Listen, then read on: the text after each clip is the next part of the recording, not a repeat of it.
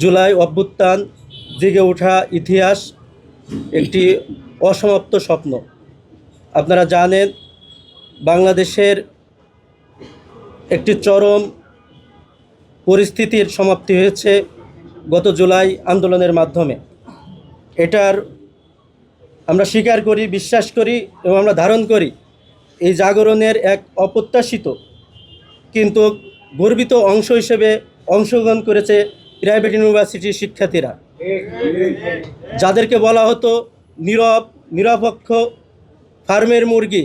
কিন্তু তারা দেখিয়ে দিচ্ছে যে প্রাইভেট ইউনিভার্সিটির শিক্ষার্থীরা জুলাই আন্দোলনের মাধ্যমে ছাত্র সমাজের, বাংলাদেশের সকল নাগরিকের পক্ষ হয়ে কিভাবে আন্দোলনের নেতৃত্ব দেওয়া যায়, কিভাবে আন্দোলনের মোড়কে ঘুরিয়ে দেওয়া যায়।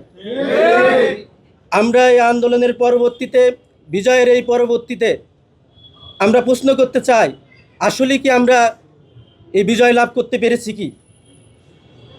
এখনও প্রাইভেট ইউনিভার্সিটির অঙ্গনে শিক্ষা বাণিজ্য সয়লাভ। আমরা দেখতে পাই রাষ্ট্রের যে বাহিনী এখনও প্রাইভেট শিক্ষার্থীদের ওপরে দমন নির্যাতন, এবং গত 21শে জুন ইউনাইটেড শিক্ষার্থীরা যে আন্দোলন করে, সেখানে আমাদের ভাইদেরকে প্রশাসন গায়ে হাত দেয়। আমরা এ থেকে বলতে পারি যে এই প্রশাসন এখনও ফ্যাসিস্ট মুক্ত হয় নাই। আমরা জেগে উঠেছি। আমরা প্রাইভেট ইউনিভার্সিটির শিক্ষার্থীরা একটি ইতিহাস আমরা দেখিয়েছি, আমরাও পারি কিভাবে ছাত্র সমাজকে লিড দিতে। এজন্য আমরা বলতে চাই, বাংলাদেশ ইসলামী ছাত্র শিবির প্রাইভেট ইউনিভার্সিটির শাখা, প্রাইভেটে যে 33 জন শহীদ, সকল শহীদকে আমরা করি, আমরা ধারণ করি।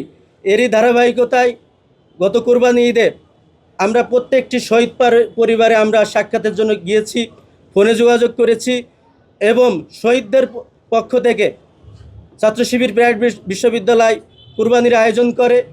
এই কুরবানির মাংস আমরা প্রাইভেট ইউনিভার্সিটির, বিশ্ববিদ্যালয়ের সিকিউরিটি এবং অসহায় মানুষদের মাঝে আমরা বিতরণ করি।